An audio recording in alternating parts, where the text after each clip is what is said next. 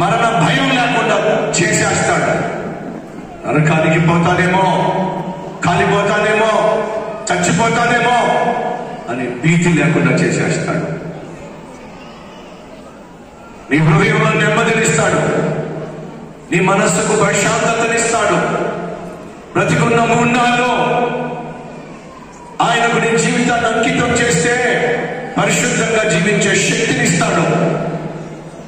ఈ పునరుత్థాన దినమందు ఎవరైనా ఉన్నారా? ఆ క్రీస్తును నా హృదయంలోనికి అంగీకరిస్తున్నా. తెలుసో తెలియక ఇప్పటి వరకు నేను ఇష్టానుసారంగా జీవించి తప్పుడు పనులు చేశా. ఆ జీవితానికి నేను ఫుల్ స్టాప్ పెట్టి ఈ రోజు నా జీవితాన్ని ప్రభువుకు అంకితం చేసి ఒక నూతన వ్యక్తిగా నేను జీవించాలని ఆశపడుతున్నా. ప్రభు బిడ్డగా జీవించాలని ఆశపడుతున్నా.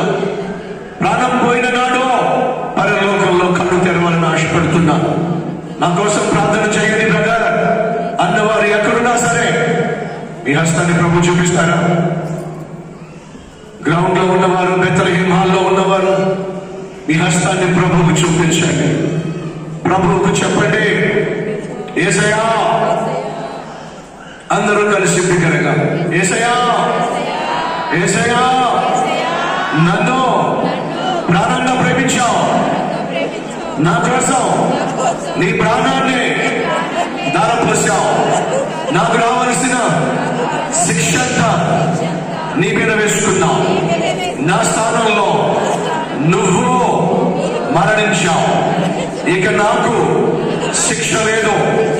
యేసయ్యా, నేను చేసిన పుట్టిన నాటి నుండి నేటి వరకు నేను చేసిన ప్రతి తప్పును, పాపమును క్షమించయ్యా, మన్నించయ్యా. నీ రక్తముతో నా ప్రాణ, ఆత్మ, శరీరాన్ని సంపూర్ణంగా శుద్ధీకరించయ్యా. నన్ను ఈ క్షణమే ఒక నూతన వ్యక్తిగా మార్చయ్యా. ఇక నుంచి నీ బిడ్డగా నేను జీవిస్తా, నీ సాక్షిగా నేను జీవిస్తా.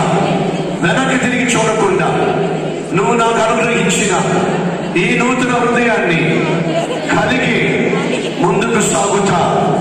ఒకరోజు నేను మరణించాలి. మరణించినప్పుడు నీ రాజ్యములో కళ్ళు తెరిచే మహాభాగ్యము నాకివ్వమని యేసు నామం పేరిట వేడుకుంటున్నాం తండ్రి.